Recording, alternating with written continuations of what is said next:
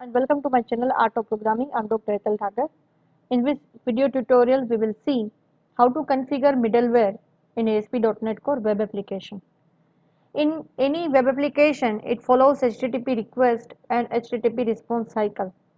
In ASP.NET Core, whenever the user HTTP request is received, it generates a response. It has delegated this duty to middleware components. You can have multiple middleware in one application. So whenever the middleware components are arranged in a chain, it is known as a request pipeline. And in this chain, the middleware can pass request from one component to the other component, and they can also perform some actions inside the middleware. I have two options. One, that is, it can call a next middleware component, or second, they can short circuit the pipeline. Now whenever a middleware short circuits, it is also known as a terminal middleware, because it is the last middleware and it is no longer invoking the next middleware. So it prevents further middleware from processing the request, and hence it is also known as a terminal middleware. In this figure you can see that there are three middleware.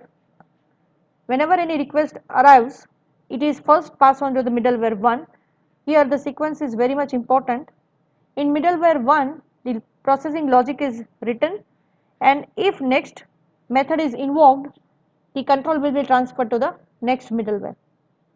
Here in middleware 2, again some sort of actions, whatever you would like to write, they can do here, and again when next method is invoked, it will go to the next middleware. So here in this case middleware 3. Now there is no next method written here, meaning this is a terminating node and it short circuits the pipeline. So the response will be written back to the middleware 2, and middleware 2 returns back to the middleware 1, and middleware 1 then generates the response. So this is how the entire HTTP request pipeline works. Now how to define middleware in coding aspects. So there are certain methods which are used. Number 1, run method. This is used to add a middleware, but it immediately returns a response. Because it returns response immediately, it does not call any other middleware, and it generally ends the request pipeline. So it is generally advisable that whenever you are using run method to create the middleware, it should be always placed at the last. Second method is a map. Here in a map, it allows a certain branch to be executed. How to add a branch, we will see it in a code. It allows to add corresponding middleware. Suppose that if you have certain path, request URL path are there, then to every path which particular middleware should be executed, that you can map using a map middleware.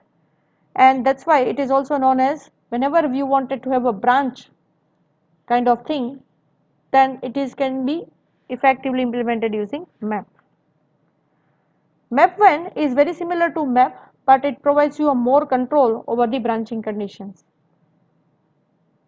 And a use method, the fourth method, use method. It allows you to add middleware, and here ASP.NET empty web application.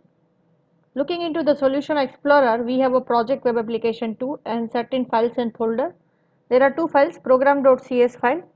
Program.cs file, there is a class called program, which is a method public static void main. Public static void main method calls create host builder method, and here is a create host builder method, which in turn calls the startup.cs file. So now clicking on to the startup.cs file, in startup class we have two methods again. Number 1, configure services, and 2, configure. Services method will use when we will do MVC. To create a on middleware, configure method is used. So you can see here by default there are two middlewares are given. Now to create our on middleware, here I am just writing app.use. Remember that we have discussed the four methods: run, map, mapman, and use.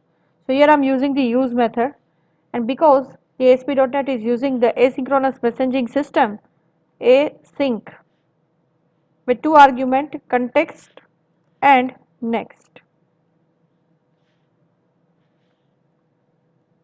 Now here in the body of it, we'll write some action that this middleware component will do. So here I just wanted to provide a simple message. So context, using this context, response provided is response dot write async hello from first middleware,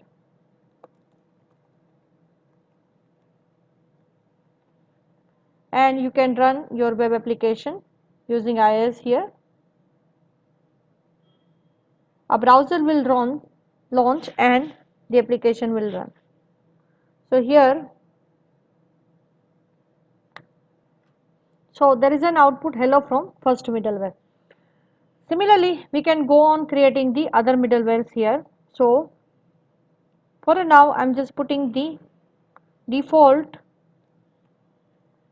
middlewares into the comment and creating the second middleware here.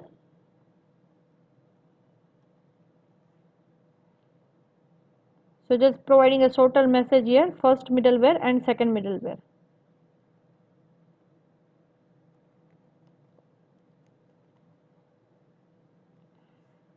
Now running again. So now I have two middleware and we will observe the output here on the browser screen. You can see that the output contains first middleware, but we are not able to see the output provided by the second middleware. This is because we have not invoked here the next method. So await next. Now the first middleware will transfer the control to the second middleware inline. And now on the browser screen we will be able to see the result of both the middleware, that is the first middleware and then the second middleware.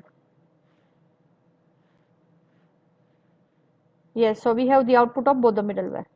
Now here also I am providing the third middleware and calling the next method here from the second one. Now here the third middleware is the last middleware and now we are no longer calling the next method, meaning it is the terminal middleware. Here I am providing the message await context dot, so the message I am just taking here, that is second middleware response, that is the back. Whenever the control is transferred from third to second, the response is generated. So after doing this modification, let us run the project.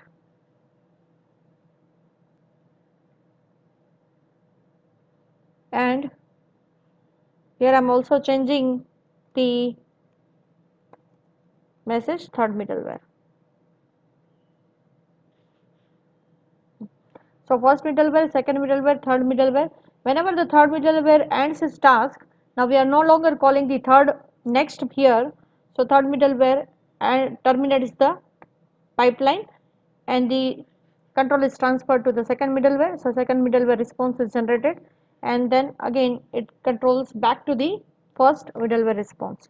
So that completes the entire HTTP request pipeline. So now what if we uncomment the code which is given default here.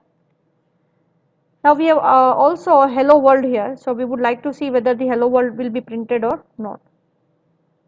So here you can see there is no hello world. It is because we have not invoked the next from the third. So if we want that the control should be transferred to the next middleware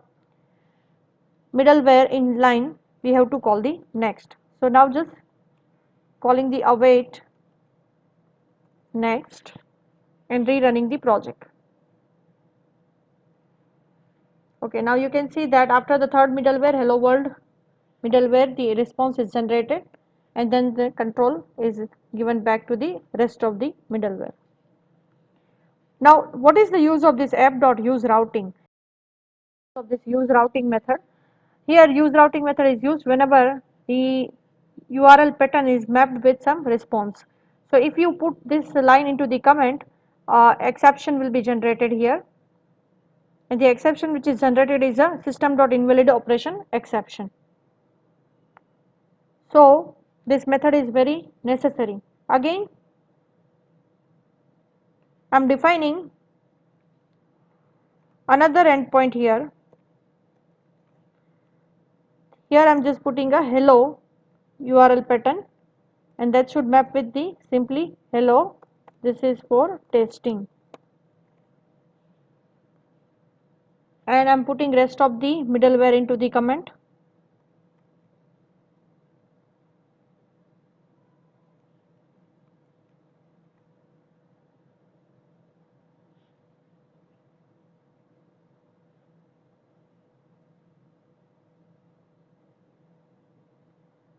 Here you can see only the response hello world is get there. Now I am just having a URL pattern slash hello. So you can see that hello, this is for testing is there. Even this app.useRouting, what if I put at the last? Again, whenever I run this application, I will get an exception. The reason is, whenever we are writing any of the URL pattern with response, the use routing method should be defined first. So here also we are getting the same exception, invalid operation exception. That's all for now. Thank you.